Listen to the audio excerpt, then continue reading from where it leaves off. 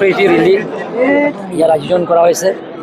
কাৰণ যোৱা কাৰ্বি আংলং অট'নমাছ কাউন্সিলৰ নিৰ্বাচনত ৰিলিফ কনষ্টিটুৱেঞ্চি দ্বিতীয়বাৰৰ কাৰণে আমাৰ ভাৰতীয় জনতা পাৰ্টীৰ প্ৰাৰ্থীত পবিত্ৰ ৰংপি ডাঙৰীয়াক বিপুল ভোটত জয়যুক্ত কৰাৰ কাৰণে আমি ৰাইজৰ লগত আহিছিলোঁ আৰু ৰাইজৰ যিবিলাক অভাৱ অভিযোগবিলাকক পূৰণ কৰাৰ স্বাৰ্থত আমাৰ ইয়াত স্থানীয় MEC আৰু লগতে আমাৰ স্থানীয় MLA তথা অসম চৰকাৰৰ আমাৰ লেজিছলেটিভ এছেম্বলি উপাধ্যক্ষ ডক্টৰ মনমোহন মহবিন ডাঙৰীয়া গোটেইখিনি টিমটো সেই আঁচনিবিলাকৰ পূৰণ কৰাৰ স্বাৰ্থত আমি আধালা স্থাপন আৰু উদ্বোধন কৰা আজি প্ৰায় RCC ব্ৰিজৰ পৰা আৰম্ভ কৰি স্কুল বিল্ডিঙৰ পৰা আৰম্ভ কৰি প্ৰায় কোটি টকা আঁচনি আজি ৰিলিফ কনষ্টিটুৱেঞ্চি ৰাইজৰ কাৰণে উপহাৰ দিয়া হৈছে। তাৰ সেই কাৰ্যসূচী লগত ৰাখি আমি ইয়াত বেলেগ আৰু ৰাজনীতি দলবিলাকক আজি আমাৰ ভাৰতীয় জনতা পাৰ্টি দলৰ যোগদান কৰা হৈছে। বিশেষকৈ APSLC ৰিজনেল পাৰ্টি আৰু কংগ্ৰেছ আৰু ASJC এই তিনিটা পাৰ্টি আজি ভাৰতীয় জনতা পাৰ্টি প্ৰায় 200 পৰিয়ালৰ ওচৰা-ওচৰি যোগদান কৰা হৈছে। ইয়াত ৰিলিফ কনষ্টিটুৱেঞ্চিৰ বিশেষকৈ টকিহলা আৰু বৰপুং দাৰপুং এৰিয়া সেই এৰিয়াৰ ৰাস্তা বহুত দিনৰ পৰা দাবী কৰি আহিছে।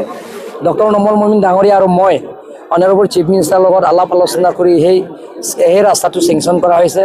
প্ৰায় 200 কোটি ওচৰা-ওচৰি সেই ৰাস্তাটো এতিয়া টেণ্ডাৰ কৰা হৈ গ'ল আৰু নতুন বছৰৰ হয়তো ৰাইজক উপহাৰ দিব, সেইটো কাম আৰম্ভ কৰা হ'ব নতুন বছৰত।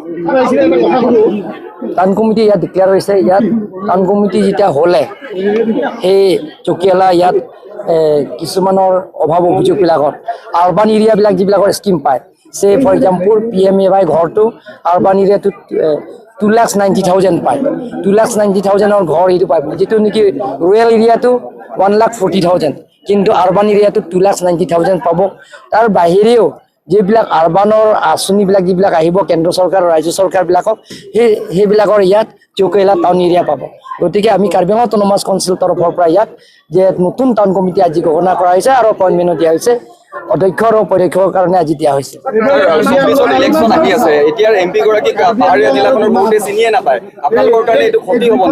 নাই ক্ষতি নহয়, চিনি পায়, চবে চিনি পায়।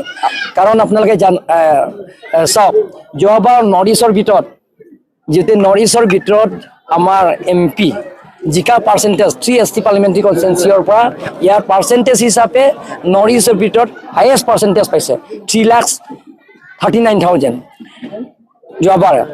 1 নম্বৰ আছে আমাৰ ইয়াত 3 ST পাৰ্লিমেণ্টাৰী কনষ্টিটুৱেঞ্চিৰ তৰফৰ পৰা, ছেকেণ্ড আছে কিৰণ ৰিজিজু, থাৰ্ড আছে ৰামেশ্বৰ তেলী।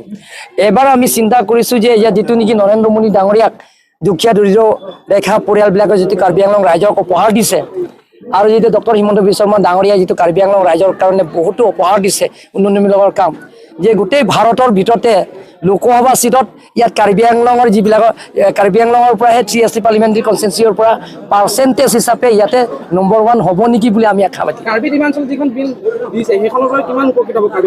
এইটো আমি ডিমাণ্ড কৰিছোঁ বহুত দিনৰ পৰা। আমাৰ ৰাজনীতি সমস্যা আছে, সেই সমস্যাবিলাকক পূৰণ কৰাৰ স্বাৰ্থত আমি এইটো এবাৰ বিলটো নহ'ব, নেক্সটটো প্লেচ কৰা হৈছে। তাৰপিছত নেক্সট ফাইনেন্সিয়েল বাজেটত সেইটো হ'ব মোৰ জানামতে। 26টা সমষ্টিতে দেখিবলৈ পোৱা গৈছে আপোনালোকৰ এনেধৰণৰ ৰেলী। বেয়া নাপাব প্ৰশ্ন এটা সুধিছোঁ, ধৰক ফাণ্ড ক'ৰ পৰা আহিছে? কাৰণ টেট টিচাৰসকলে এতিয়া দৰমহা পোৱা নাই। দৰমহা পাব, এইটো দৰমহা যোৱাকালি চেংচন হৈ গ'ল। 192 পোষ্টৰ যিটো দৰমহা পোৱা নাই বুলি কৈছে, সেইটো কিছুমান এটা নিয়ম আছে। সেই নিয়মবিলাকক আমি কাৰ্বি আংলঙত কৰি খুজিছে, গোটেই ঠিক কৰাৰ পিছত যোৱাকালি আমাৰ 192 টেট টিচাৰবিলাকৰ দৰমহাটো মুকলি দিয়া হৈছে। হ'ব।